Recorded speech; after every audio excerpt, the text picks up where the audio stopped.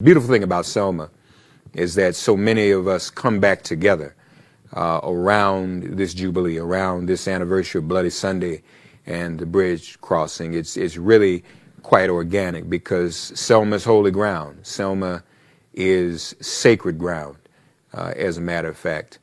And so we are to be joined now by one who is the namesake of Dr. King himself, who is also continuing the work of Dr. King, who is flesh of his flesh and blood of his blood.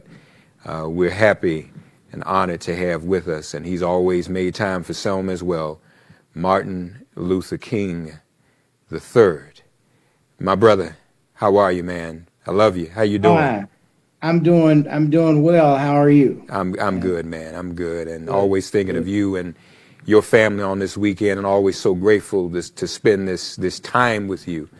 Martin, how old were you on Bloody Sunday, and what do you remember about it? Let's see. I would have been 7, 6 and a half, 7, somewhere around there. And I don't actually remember much at that particular time. It was not until a later point that I started actually remember incidents. For example, I do remember in 1964, my father took me to St. Augustine, Florida, where there was great turbulence, where white people poured acid and lye into the swimming pool, the public pools, to keep blacks from swimming, where the Klan, the policemen would rally during the day to really watch us. And at night, they would terrorize us because those same deputies who had been deputized by the sheriff were Klansmen at night.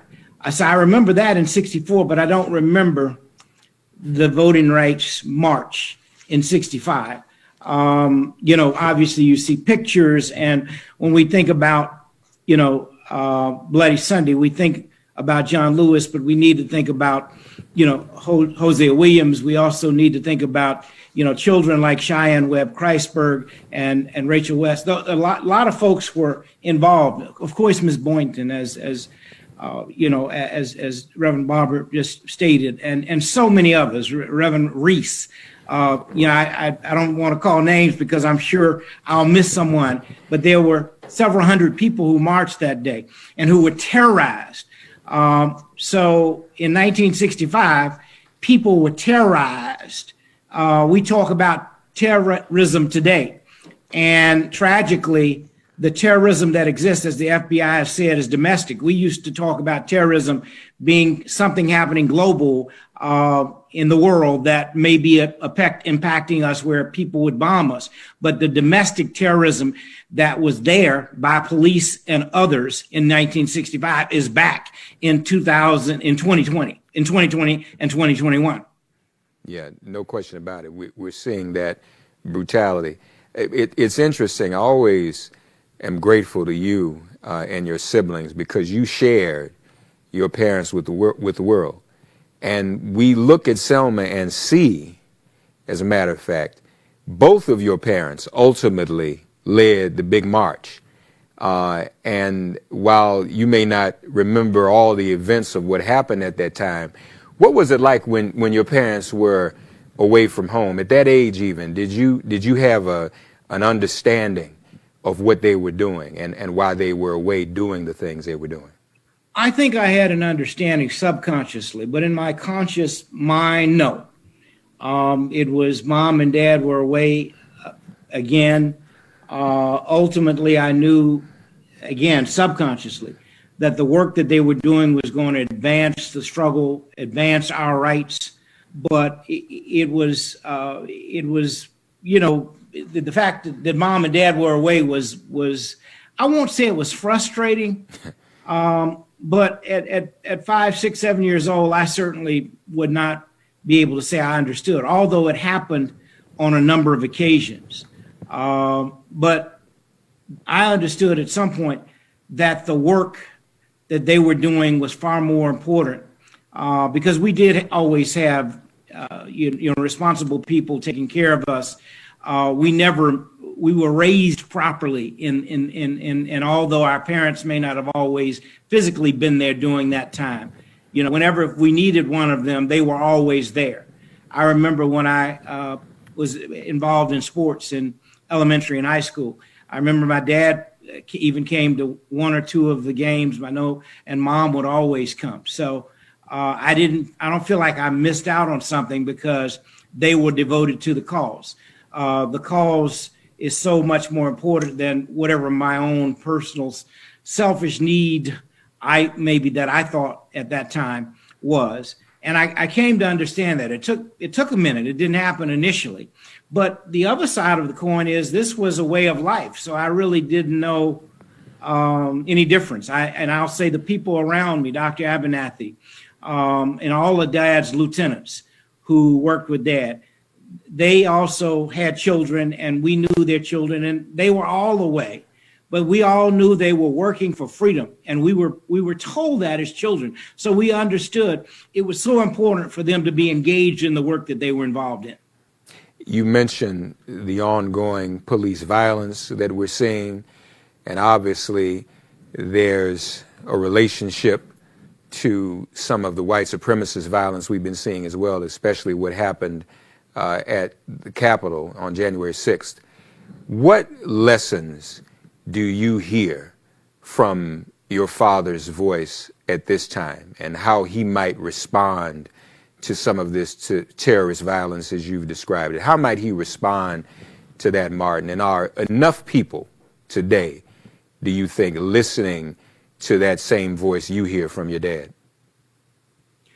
So I think the first thing is that he understood that we had to be resilient, but resilient in love, in nonviolence, in engagement, and constructive. So you can't fight fire with fire. Certainly water helps to fight a fire. So you have to figure out, how do we create water for these volatile conditions that are at levels that are beyond what we maybe certainly should be experiencing at this time. And I think that one of the things that he and his team understood, because they had been involved in Montgomery in 1955, and for 381 or 85 days, black people didn't ride the buses. Very, very significant. That showed the power. Black ridership, 60%. After not riding for 381 days or 85 days, over a year, the bus company had a serious deficit. Now, in this context, when we're talking about terrorism, we've got to get some of our corporate entities to be engaged. And if they're not willing to be engaged, because they can help us resolve these issues, then we may need to look at exercising our buying power somewhere else. We spent $1 trillion last year, black folk, over $1 trillion actually. And we've got to solicit we got to engage the corporate structures to help us beat down these barriers of racism in this nation. Systemic racism that is promoted and programmed all the time, that although we came together briefly as a nation back at the tragic death of George Floyd last year, and millions of people all over the world demonstrated, that energy, that galvanization is still available. And we must bring it together to focus, to really end what Dad called was one of the triple evils, racism. He talked about racism, poverty, and he said militarism, which I've sort of changed to violence. But we've got to galvanize that support to end racism for once and for all. And it's going to take all of us working, not any one of us, not any one organization. It's a collective, and there's enough of a collective goodwill out there for this to happen. And not just in the United States, because really you're talking about all over the world, because there were protests in Europe. There were protests in Australia. There were protests on the African continent. There were protests in South America. There were protests in Canada. All of that energy can be galvanized again for us to once and for all, as a world community, end racism.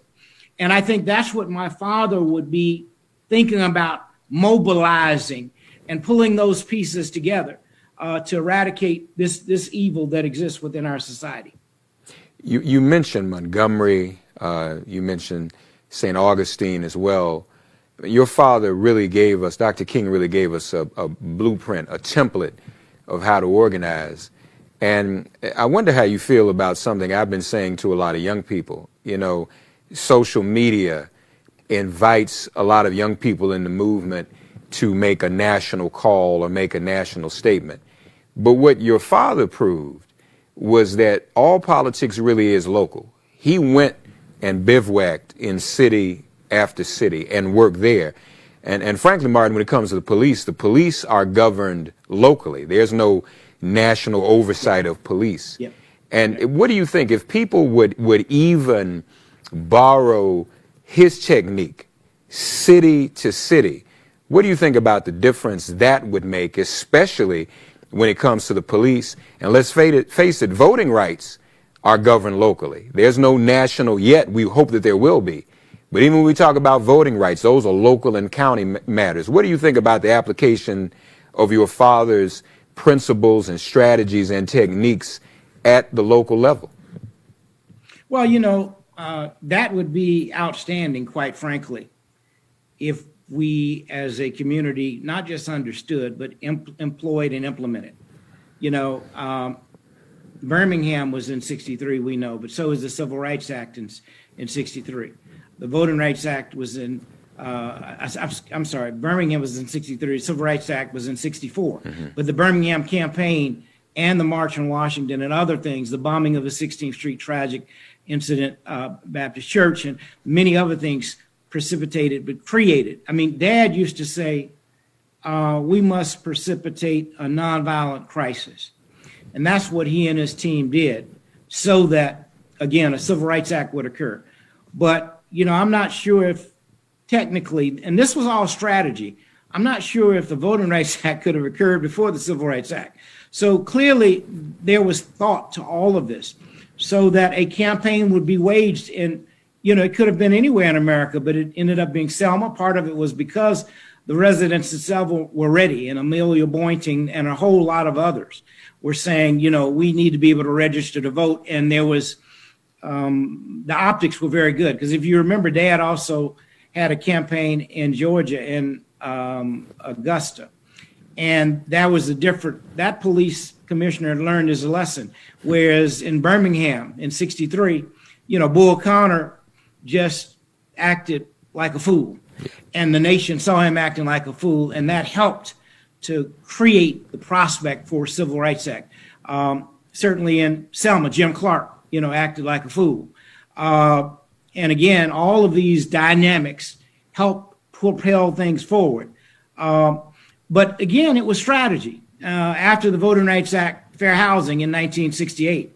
And so I think that, yes, we could, if we structured various communities and cities or towns or counties and engaged in activity, because what they were able to do was engage in those campaigns until the victories occurred. Then they would move on to another one. Sometimes they'd be involved in one or two at the same time, but it's very important to finish a campaign.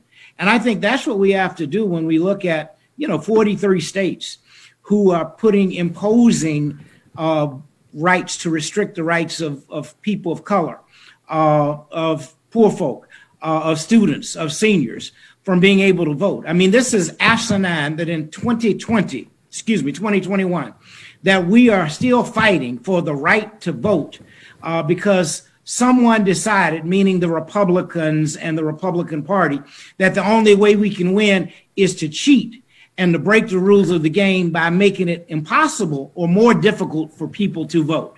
Yeah. So it's almost like history repeats itself. If people do not know their history, they're doomed to repeat the mistakes of the past. It's not the same thing quite as, you know, counting the number of bubbles in a bar of soap, but it's tantamount to the same effect. by making it more difficult for people to vote, as opposed to opening the process up, as as Dr. Barber just talked about, same day registration, voting online. I mean, all of these things. We do this with our money. Why should we not be doing it around our voting, so that everyone perhaps would participate in voting? And it seems, when I hear you say that so passionately, I can even imagine your father saying, wait a minute, this stuff is coming back up again. I thought we just took care of this. I thought we handled this, and we're still having to fight for this. It's also interesting, folks, you heard Martin talk about how everything was purposeful, and it really, appears that way. It was very strategic to go from the right to desegregated transportation in Montgomery, to the right to desegregated public spaces in Birmingham, and then on to the right to vote. Because after all, your dad did say, he talked about, did he not, Martin, the sacredness of the right to vote, and just what difference that would make in our lives if we had the unfettered right to vote, and if we exercised it. And part of it too, is it not on us to exercise it, not to be apathetic, but to get out and vote, right? There's no question about that. I mean, and that's quite frankly, I don't want to be counterproductive, but that's what we're going to have to do to overcome these restrictive laws that are being put in place. In other words, no matter what they put in front of us, we're going to have to overcome it. Here in Georgia, where they're trying to pass these laws as one of the states, Senator Warnock is going to have to run again in 2022. And the only way we're going to be able to win is to overcome those laws that the Republicans, who are in the majority, have put in place. Now, what makes no sense is you had a almost perfect election. If not, we know that a Republican governor and a Republican Secretary of State would have done all they could to make sure that their party won. But the rules allowed and worked very well. There was no fraud. So why are you creating more restrictiveness? That is a legitimate question, which clearly, again, says that Republicans feel the only way they can win is they have to break the rules. They have to change the rules so that they benefit. Another thing, by the way, Mark, I don't know, I'm sure you've been talking about it. I'm very concerned about the fact that in this country, we did a census with a pandemic, and many people did not, stand up and be counted. And that determines the number of seats that we may have in a particular state, how much representation, all of that, how many resources we get. And I think that something needs to be done to go back and say, okay, this was an unusual set of circumstances that nobody could have predicted. We need to do a recount to make sure that everyone is counted, so that we don't lose anything. And I think it's kind of interesting because the Trump team sort of stopped that process as opposed to it extended it a little bit, which could have helped. Yeah. So, I think people have been so focused on survival, legitimately understanding why they are, that people probably did not focus on, just standing up and being counted in a census scenario. Yeah, you're right. Lastly, Martin, you mentioned some of the other heroes on that bridge who were with your dad. You mentioned Hosea Williams. As we go, you shared this with me before, but would you share it with our audience? You told me once about a story, an experience you had with the great Hosea Williams, and he told you something about your father at a stage in your life that really did help you understand and embrace even more what your dad was about. Do you remember that story? Can you share it with us? Oh, yeah. So I went to visit him one day, and I won't give all the background story on why, but there was some tension between our families because, the King Center had a direction that my mother understood and visualized and wanted to achieve and did. And, Hosea Williams had a different vision. And so I went to visit him to ask him, how do we find ways to work together? He had a picture of my father on the back of his wall. And he said, I love this man. And he taught me so many things, but most importantly, he conquered the love of wealth and the fear of death. Now, once he said that, And I thought about it. I forgot why I came to meet with him. Not really forgot, but I'm like, that's profound. When you think about it, if you conquer the love of wealth and the fear of death, you're virtually unstoppable in terms of your quest. And, you know, that's who Martin Luther King Jr. was. But that's what Hosea Williams said he taught him. He taught him about conquering the love of wealth and the fear of death. That's just profound and powerful. Yeah, indeed, indeed. Well, Martin, we appreciate you as always.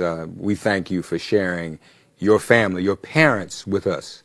You know, every minute that they weren't with you, they were with all of us in the movement and in the community.